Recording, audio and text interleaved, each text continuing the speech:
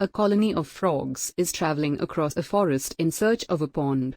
While hopping around, two frogs fall into a deep pit. The other frogs gather around the pit and express their concern over the situation. As the two frogs try to jump out of the deep pit, the other frogs discourage them by saying how impossible it is to jump out. The two frogs choose to ignore the demotivating words of others and decide to jump out of the pit. They try very hard and put in all their efforts to come out of the pit while the frogs watching from the top tell them to give up.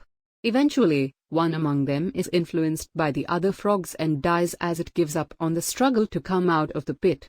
The other frog continues to jump as hard as it can. After an immense struggle, it finally comes out of the pit alive. Other frogs are surprised and ask how it managed to come up in spite of them telling it to give up. The frog explains that it is deaf and assumed that everyone was cheering for it. Moral of the story is that people's words have a significant impact on our lives, but it is essential as to how we take them and influence our life. If you like my video, kindly subscribe my YouTube channel and share with your friends.